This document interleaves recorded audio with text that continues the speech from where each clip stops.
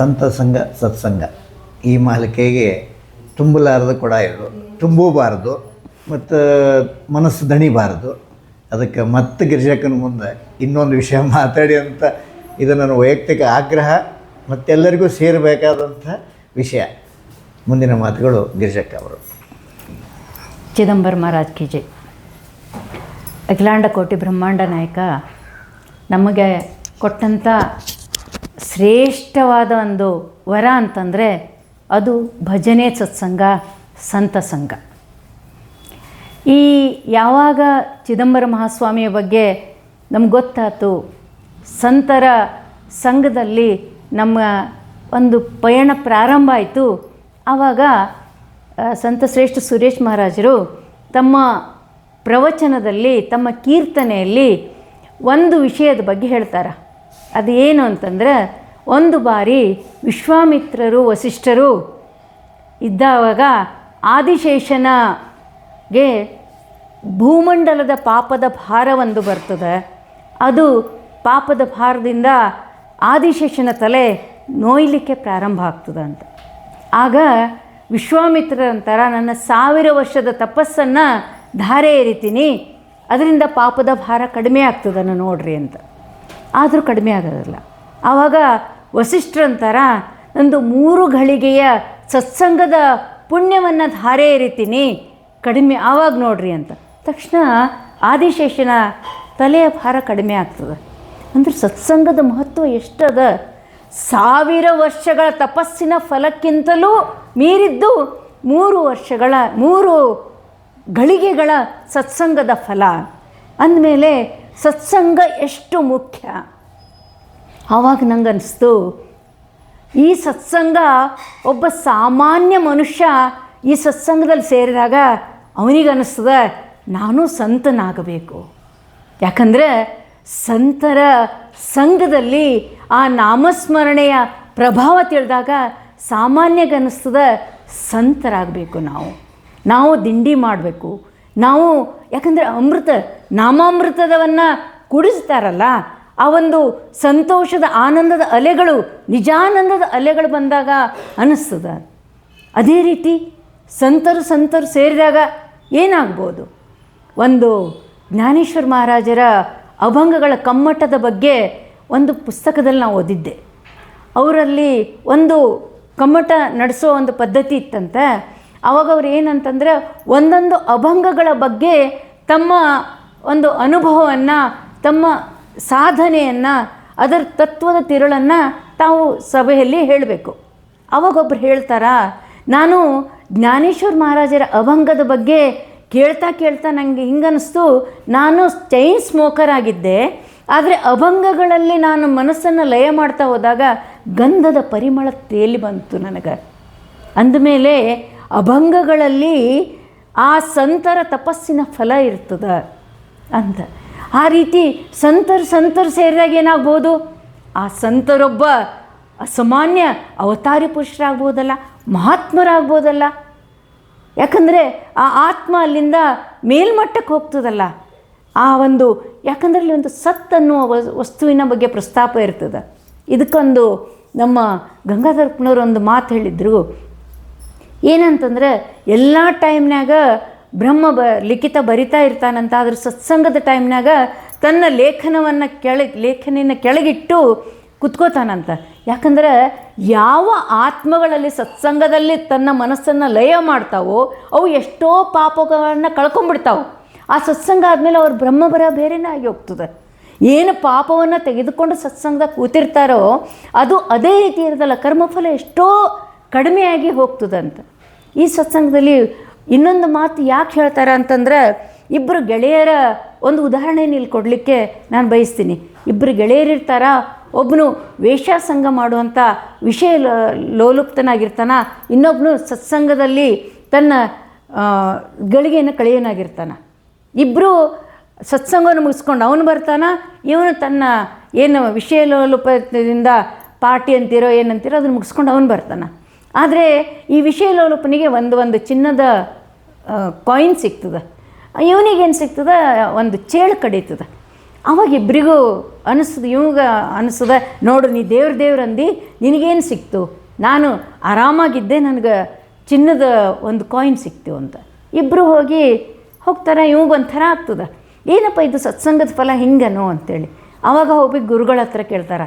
ಆವಾಗ ಅವ್ರಂತಾರ, ಸತ್ಸಂಗದ ಫಲ ಎಂದು ಹಂಗಾಗಂಗಿಲ್ಲಪ್ಪ, ನಿನಗೆ ಒಂದು ಘಟಸರ್ಪದಿಂದ ಇವತ್ತೊಂದು ಮರಣ ಬರುವಂಥ ಒಂದು ಯೋಗ ಇತ್ತು.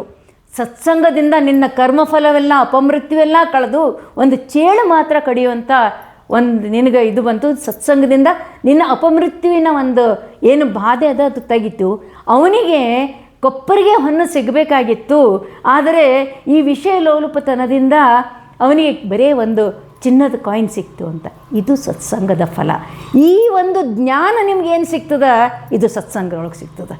ಇದು ಸತ್ಸಂಗ ಅಂತಂದರೆ ನಿಷ್ಕಲ್ಮಶವಾದ ಒಂದು ಏನಂದ್ರೆ ಪರಮಾತ್ಮ ಅಂತ ನೀವೇನಂತೀರಿ, ಆ ಪರಮಾತ್ಮ ಅನ್ನೋ ತತ್ವ ಏನದ ಅದರೊಳಗೆ ನಾವೇನು ಅರಿಷಡ್ವರ್ಗಗಳಂತೀವಿ ಅವು ಏನೂ ಇರಂಗಿಲ್ಲ. ಯಾವುದು ನಮಗೆ ಅಸೂಯೆ, ಕಾಮ, ಕ್ರೋಧ, ಲೋಭ, ಮೋಹ ಇವ್ಯಾವೂ ಇಲ್ಲದಂಥ ನಿಷ್ಕಲ್ಮಶವಾದ ಒಂದು ಶಕ್ತಿ, ಅದು ಪರಮಾತ್ಮ ಶಕ್ತಿ. ಆ ಪರಮಾತ್ಮನ ಶಕ್ತಿಯ ಬಗ್ಗೆ ವರ್ಣನೆ ಅಲ್ಲಿ ನಡೀತಿರ್ತದೆ.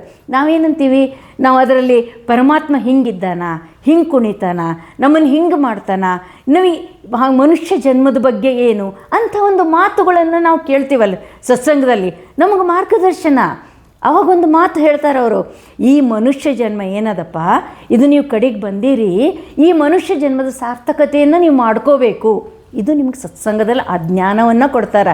ಅದಕ್ಕಾಗಿ ನೀವು ಸತ್ಸಂಗಕ್ಕೆ ಹೋಗಬೇಕು. ಸತ್ಸಂಗದಲ್ಲಿ ನಿಮ್ಗೆ ಹೆಂಗೆ ಪರಮಾತ್ಮ, ನಾವು ಯಾವ ಆರಾಧ್ಯ ದೇವೇ ಇರ್ತದೆ ಅದರ ಬಗ್ಗೆ ವರ್ಣನೆ ಇರ್ತದೆ, ರೂಪದ ವರ್ಣನೆ. ಅದಾದ ಮೇಲೆ ಸಗುಣ ಸ್ವರೂಪದ ವರ್ಣನೆ ಇರ್ತದೆ. ಶಿವಭಕ್ತರಾದ್ರೆ ಶಿವ ಹಿಂಗಿರ್ತಾನೆ, ಹರಿಭಕ್ತರಾದ್ರೆ ಹರಿ ಹಿಂಗಿರ್ತಾನೆ, ದೇವಿ ಭಕ್ತರಾದ್ರೆ ದೇವಿ ಹಿಂಗಿರ್ತಾಳೆ, ಗಣಪತಿ ಭಕ್ತರಾದ ದೇವಿ ಹಿಂಗಿರ್ತಾರೆ, ಅಥವಾ ಕರ್ಮ ಮಾರ್ಗದಲ್ಲಿ ನಡೆಯುವಂಥ ಭಕ್ತರಾದರೆ ಹವನ ಹೋಮದ ಬಗ್ಗೆ ಹಿಂಗಿರ್ತದಂತ. ಆದರೆ ಏನೇ ಮಾಡಲಿ ನಿಮ್ಮ ಕೊನೆಯ ಹಂತಕ್ಕೆ ತೆಗೆದುಕೊಂಡು ಹೋಗುವಂಥ ಶಕ್ತಿ ಈ ಸತ್ಸಂಗದಲ್ಲಿ ನಿಮಗೆ ಮಾರ್ಗದರ್ಶನ ಸಿಗ್ತದೆ. ಅದಕ್ಕಾಗಿ ಸತ್ಸಂಗವನ್ನು ಮಾಡಬೇಕು. ಸತ್ಸಂಗದ ಫಲದಿಂದ ಬಂಧಗಳೇ ಯಾವ ಒಂದು ಸತ್ಸಂಗದ ಮೂರುಗಳಿಗೆ ಫಲದಿಂದ ಆದಿಶೇಷನ ಭೂಭಾರದ ಒಂದು ತೆಗಿತೋ ಅಂಥ ಸತ್ಸಂಗದಿಂದ ನಾವ್ಯಾಕೆ ನಮ್ಮ ಪಾಪದ ಕರ್ಮವನ್ನು ಕಳ್ಕೋಬಾರ್ದು, ನಾವ್ಯಾಕೆ ನಮ್ಮ ಮನುಷ್ಯ ಜನ್ಮದ ಸಾರ್ಥಕತೆಯನ್ನು ಪಡ್ಕೋಬಾರ್ದು. ಇಂಥ ಸತ್ಸಂಗಗಳಿಗೆ ನಾವು ಬರಬೇಕು ಅಂತಂದ್ರೆ ನಮಗೆ ಮಾರ್ಗದರ್ಶನ ಅಂತಂದರೆ ಸಂತರು, ಸದ್ಗುರುಗಳು ಅನ್ನೋರು. ನಮ್ಮ ಒಂದು ಭಾಗ್ಯದಿಂದ ಈಗ ಚಿದಂಬರ ನಾಮದ ಒಂದು ಬಲದಿಂದ ಏನಾಗ್ಯದ, ಈ ಒಂದು 108 ಜಪಕೋಟಿ ಯಜ್ಞ ಆಗಲಿ, 600 ಕೋಟಿ ಜಪ ಯಜ್ಞ, ಅಲ್ಲಲ್ಲಿ 6 ಕೋಟಿ, 60 ಕೋಟಿ, 50 ಕೋಟಿ ಹೀಗೆ ಜಪದ ಸಂಕಲ್ಪಗಳಾಗ್ಯಾವು. ಈ ಜಪದ ಸಂಕಲ್ಪದಿಂದ, ಜಪದ ಪ್ರಭಾವದಿಂದ ನಾವು ಅಲ್ಲಲ್ಲಿ ಸತ್ಸಂಗಗಳನ್ನು, ಸಂತರ ಸಂಘವನ್ನು ಏರ್ಪಡಿಸಿದಾಗ ನಮಗೆ ನಾಮದ ಮಹತ್ವ ಹೆಂಗೆ ಗೊತ್ತಾಗ್ತದೋ ಅದೇ ರೀತಿ ಬೇರೆಯವರ ಒಂದು ಸ್ವಾಮಿಯ ಬಗ್ಗೆ, ಆ ನಾಮದಲ್ಲಿರುವ ತತ್ವದ ಬಗ್ಗೆ ತಿಳುವಳಿಕೆ ಉಂಟಾಗ್ತದೆ. ನಾವು ಅರಿತೋ ಅರಿಯದೆಯೋ ನಾಮಸ್ಮರಣೆಯನ್ನು ಮಾಡಿದಾಗ ಪಾಪದ ಭಾರ ಅಂತೂ ತೆಗ್ತಾ ಬರ್ತದೆ. ಆದರೆ ಸತ್ಸಂಗದಲ್ಲಿ ಏನಾಗ್ತದೆ ಅಂತಂದ್ರೆ ಆ ನಾಮದವನ್ನು ಅನುಸಂಧಾನ ಮಾಡಿದವರ ಅನುಭವದಿಂದ ನಿಮಗೆ ಮುಂದೆ ಮಾರ್ಗದರ್ಶನ ಸಿಗ್ತದೆ. ಆ ಮಾರ್ಗದರ್ಶನದಿಂದ ನಾವು ಎಷ್ಟೋ ಮುಂದೆ ಹೋಗ್ಬೋದು. ಒಂದು ಸಣ್ಣ ಹಳ್ಳಿ ಕಡೆ ಒಂದು ಕತೆ ಹೇಳ್ತಿರ್ತಾರೆ. ಇದನ್ನು ನಮಗೆ ಸತ್ಸಂಗದಾಗ ಒಬ್ಬ ಹಳ್ಳಿಯವ್ರು ಹೇಳಿದ್ದು. ಒಬ್ಬನು ಹೇಳ್ತಿರ್ತಾನೆ, ಒಬ್ಬ ತಾಯಿ ಮಗ ಇರ್ತಾರೆ. ಮಗ ಏನು ಮಾಡಿದರೂ ದೇವ್ರಿಗೆ ಕೈ ಮುಗಿತಿರಂಗಿಲ್ಲ. ಆವಾಗ ಒಬ್ಬ ಸಾಧುಗಳು ಬರ್ತಾರ. ಸಾಧುಗಳು ಅಂತಾರ, ನಿಂಗೆ ಏನು ಮಾಡ್ಬೇಕಪ್ಪ, ನಮ್ಮ ಮಗ ಏನು ಮಾಡಿದರೂ ದೇವರಿಗೆ ಕೈ ಮುಗಿಯೋದಿಲ್ಲ ಅಂತ. ಸದ್ಗುರುಗಳು ಅನ್ನೋರಿಗೆ ಗೊತ್ತಿರ್ತದೆ ಯಾರನ್ನ ಹೆಂಗೆ ದಾರಿಗೆ ಹತ್ತಿಸ್ಬೇಕು ಅಂತ. ಅವ್ರು ಒಂದೇ ಮಾತಂತಾರ, ನಾ ಹೇಳಿದ ಒಂದು ಕೆಲಸ ಮಾಡ್ತೀಯನಪ್ಪ, ಏನು? ಬೆಳಗ್ಗೆ ಎದ್ದ ತಕ್ಷಣ ನೀನೊಂದು ಭಸ್ಮ ಹಚ್ಚಿದವನ ಮುಖವನ್ನು ನೋಡಬೇಕು. ಇದು ಒಂದೇ ನಿನ್ನ ಅನುಷ್ಠಾನ. ನಿಮ್ಮ ತಾಯಿ ಮೇಲೆ ನಿನಗೆ ಭಕ್ತಿ ಇದ್ದರೆ ಇದು ಒಂದೇ ಅನುಷ್ಠಾನ ನಿನಗೆ ಅಂತ. ಆತು, ಇದು ಒಂದು ನಡೆಸ್ಕೊಡು ಅಂತ. ಅವನು ದಿನ ಬೆಳಗ್ಗೆ ಎದ್ದ ತಕ್ಷಣ ಮೊದಲೇ ಮಾತು ಭಸ್ಮ ಹಚ್ಚಿದವನ ಮುಖವನ್ನು ನೋಡಬೇಕು ಅಂತ. ಅವನು ಎಲ್ಲಿ ತನಕ ಅವನ ಏನೇ ಮಾಡಲಿ, ನೀವು ಏನೇ ಒಂದು ವ್ರತವನ್ನು ಹಿಡೀಲಿ, ಅದಕ್ಕೊಂದು ಹೊರೆಗೆ ಹಚ್ಚುವ ಒಂದು ಗಳಿಗೆ ಬಂದೇ ಬರ್ತದೆ. ಯಾವುದೇ ಮಾಡಲಿ, ಒಂದು ಕುಂಕುಮ ಹಚ್ತೇನೆ ಅನ್ನಲಿ, ಒಂದು ಪತ್ರಿ ಏರಿಸ್ತೇನೆ ಅನ್ನಲಿ, ಒಂದು ಹೂ ಏರಿಸ್ತೇನೆ ಅಂತ ನೀವು ಸಂಕಲ್ಪ ಮಾಡಿರಿ, ಅದಕ್ಕೊಂದು ಪರೀಕ್ಷೆಗಳಿಗೆ ಬಂದೇ ಬರ್ತದೆ. ಹಂಗೆ ಅವನಿಗೂ ಒಂದು ಪರೀಕ್ಷೆಗಳಿಗೆ ಬರ್ತದೆ. ಯಾರನ್ನ ಎದ್ದು ಮುಖ ನೋಡ್ತಿದ್ನೋ ಅವನು ಅವತ್ತು ಸಿಗಂಗಿಲ್ಲ. ಅವನು ಹುಡ್ಕೊಂಡು ಹೋಗ್ತಾನೆ ಊರು ತುಂಬ ಹೋದ ತಕ್ಷಣ ಅವನು ಒಂದು ಹೊಲ ಉಳ್ತಿರ್ತಾನೆ. ಹೊಲ ಉಳ್ಬೇಕಾದ್ರೆ ಹಿಂಗೆ ನೀವು ನೋಡ್ತಾನೆ, ಅಯ್ಯಪ್ಪ ನಾನು ನೋಡಿಬಿಟ್ಟೆ ಅಂಥೇಳಿ ಅವ್ನು ಕೈ ಮುಗಿದ ತಕ್ಷಣ ಅವನಿಗೇನಾಗಿರ್ತದಲ್ಲಿ ನಿಧಿ ಸಿಕ್ಕಿರ್ತದೆ. ಅವನು ಅನ್ಕೋತಾನ ಈ ನಿಧಿನ ತಾನು ನೋಡಿಬಿಟ್ಟೆ ಅಂಥೇಳಿ ಮುಂದೆ ಕತೆ ಬರ್ತದೆ. ಆಮೇಲೆ ಇವಾಗ ದುಡ್ಡು ಕೊಡ್ಲಿಕ್ಕೆ ಬರ್ತಾನೆ ಇವನು. ಇಲ್ಲ, ಇದು ಒಂದು ಗುರುಗಳ ಆಶೀರ್ವಾದ ಅಂತಂತಾನ, ತನಗೆ ಬೇಡ ಅಂತಾನ. ಅವತ್ತಿಂದ ಏನು ಶಿವಭಕ್ತನಾಗಿ ತನ್ನ ಉಳಿದ ಶೇಷಾಯುಷ್ಯವನ್ನು ಕಳೆದ ಅಂತ ಬರ್ತದೆ. ಅಂದರೆ ಒಂದೇ ಒಂದು ಸಣ್ಣ ಅನುಷ್ಠಾನ ಸತ್ಸಂಗದ ಫಲ ಮಾರ್ಕಾಂಡೇಯನನ್ನು ಏನು ಮಾಡ್ತು? ಅಜರಾಮರನ್ನು ಮಾಡ್ತೇವೆ. ಸತ್ಸಂಗದ ಫಲದಿಂದ ನಾವಿವತ್ತು ರಾಜಾರಾಮರಂಥವರಿಂದ ಮಾರ್ಗದರ್ಶನ ಸಿಕ್ತು. ಸಂತರು ಅಂದ್ರೆ ಮನ್ ಹೇಳ್ತಾ ಇದ್ರು, ನಡೆದಾಡುವ ಗುಡಿಗಳಿದ್ದಂಗೆ, ಹರಿದಾಡುವ ಏನು ನಾವು ಸಮಾಜದಲ್ಲಿ ನಾವು ಗಂಗೆ ಯಮುನೆ ಅಂಥೇಳಿ ಕ್ಷೇತ್ರಗಳಿಗೆ ಹೋಗಿ ನಾವೇನು ಸ್ನಾನ ಮಾಡ್ತೀವೋ ಅಂಥ ಫಲ ನಿಮಗೆ ಸತ್ಸಂಗದಾಗ ಸಿಗ್ತದೆ. ಯಾಕಂದ್ರೆ ಅಂಥ ಎಲ್ಲ ನದಿಗಳ ಫಲವನ್ನು ಇಟ್ಕೊಂಡಂಥ ಪರಮಾತ್ಮ ಯಾವ ಮಡಿಲಲ್ಲಿ ಇಟ್ಕೊಂಡನೋ ಅಂಥವನ ಬಗ್ಗೆ ಲೀಲೆಗಳಲ್ಲಿ ನಡೀತಾವೆ. ಅಂಥ ಲೀಲೆಗಳ ಬಗ್ಗೆ ಚರ್ಚೆ ನಡೀತದೆ, ಅಂಥ ಲೀಲೆಗಳ ಬಗ್ಗೆ ವಿವರಣೆ ನಡೀತದೆ. ನಮ್ಮನ್ನು ಪರಮ ಪಾವನರನ್ನು ಮಾಡಿ ಜನ್ಮಾಂತರದ ಪಾಪವನ್ನು ಕಳೆಯೋ ಶಕ್ತಿ ಸತ್ಸಂಗಕ್ಕಿರ್ತದೆ. ಸತ್ಸಂಗದರು ಸಂತರು ಅಂದರೆ ಎಲ್ಲ ಸಮಾಜದಲ್ಲಿ ಹರಿದಾಡುವ ಪವಿತ್ರ ತೀರ್ಥಗಳಿದ್ದಂಗೆ. ಏನು ನಾವು ಗುಡಿಗಳ ಮುಂದೆ ನೋಡ್ತೀವಿ, ಆ ಪವಿತ್ರ ಪುಷ್ಕರಣಿಗಳಿದ್ದಂಗೆ. ಅಂಥ ಸತ್ಸಂಗ ನಮಗೂ ನಿಮಗೂ ಗಡಾಯಿಸ್ಲಿ. ನಾವು ಅಲ್ಲಲ್ಲಿ ಏನಂದ್ರೆ ಈ ಬೆಂಗಳೂರು ಮಹಾನಗರದಲ್ಲಿ ಚಿದಂಬರ ಸೇವಾ ಸಮಿತಿಯ ವತಿಯಿಂದ 15 ದಿನಕ್ಕೊಂದು ಸರಿ ಭಜನೆಗಳು ನಡೀತಾ ಇವೆ. ಅಲ್ಲಲ್ಲಿ ಈಗೆಲ್ಲ ಕಡೆ ಚಿದಂಬರ ಸತ್ಸಂಗಗಳು ಆನ್ಲೈನು ಗುರು ಚಿದಂಬರ ದೀಕ್ಷಿತ್ ಅವರು ಮಾಡ್ತಾಯಿದ್ದಾರೆ, ಹಾಗೆ ಕರ್ಕಿಹಳ್ಳಿ ಗುರುಗಳು ಮಾಡ್ತಾಯಿದ್ದಾರೆ. ಹೀಗೆ ಎಷ್ಟೋ ಜನರಿಗೆ ಬಾಗಲಕೋಟೆ ಅರುಣ್ ದೇಸಾಯಿ ಇರೋಂಥವ್ರು ಇಂಥವರೆಲ್ಲ ಮಾಡ್ತಾ ಇದ್ದಾರೆ. ನಮ್ಮ ಭಗವಂತನಲ್ಲಿ ಕೇಳ್ಕೊಳ್ಳೋಣ ಚಿದಂಬರ ಮಹಾರಾಜರಲ್ಲಿ ಏನಂತಂದರೆ, ನಮಗೆ ಸತ್ಸಂಗಗಳನ್ನು ಕೊಡು, ನಮಗಿಂಥ ಒಂದು ಜ್ಞಾನವನ್ನು ಕರುಣಿಸುವಂಥ ಒಂದು ಸೆಲೆಯನ್ನು ನಮ್ಗೆ ಅನುಗ್ರಹ ಮಾಡು. ಅದು ಸದ್ಗುರು ರೂಪದಲ್ಲಾಗಲಿ, ಸಂತರ ರೂಪದಲ್ಲಾಗಲಿ, ಭಕ್ತರ ರೂಪದಲ್ಲಾಗಲಿ ಮಾರ್ಗದರ್ಶನ ಮಾಡಪ್ಪ. ಇದೆಲ್ಲದರಿಂದ ಭವತಾಪಗಳಿಂದ ನಾವು ಬಿಡುಗಡೆ ಹೊಂದಲಿ. ಇದೇ ಒಂದು ತಾಂತ್ರಿಕ ಯುಗದಲ್ಲಿ ನಾವು ವಿರುದ್ಧ ದಿಕ್ಕಿನಲ್ಲಿ ಹೋಗ್ತಾ ಇದ್ದೀವಿ. ನಮ್ಮನ್ನು ಸರಿಯಾದ ದಾರಿಯಲ್ಲಿ ಹೋಗಿ ಸನಾತನ ಸಂಪ್ರದಾಯ, ನಮ್ಮ ಆತ್ಮೋದ್ಧಾರ ಪ್ರತಿಯೊಂದನ್ನು ನಡೆಸುವಂಥ ಭಾಗ್ಯ ನಮ್ಮದಾಗಲಿ ಅಂಥೇಳಿ ಇದೊಂದು ಪುಟ್ಟ ವಾಂಗ್ಮಯ ಸೇವೆಯನ್ನು ಚಿದಂಬರ ಚರಣಕ್ಕೆ ಅರ್ಪಿಸ್ತಾ ಇದ್ದೀನಿ. ಜೈ ಚಿದಂಬರ.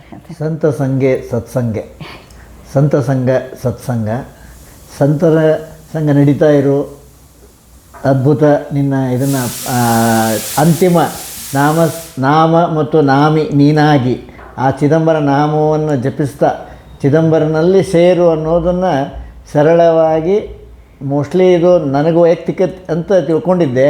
ಇದು ಬೆಂಗಳೂರು ಅಷ್ಟೇ ಅಲ್ಲ, ಎಲ್ಲ ಭಕ್ತರಿಗೂ ತಲುಪಲಿ ಅನ್ನೋ ಒಂದು ಉದ್ದೇಶದಿಂದ ಇದನ್ನು ತಮ್ಮೆಲ್ಲರ ಪಾದಕ್ಕೆ ಸಮರ್ಪಿಸ್ತೀನಿ.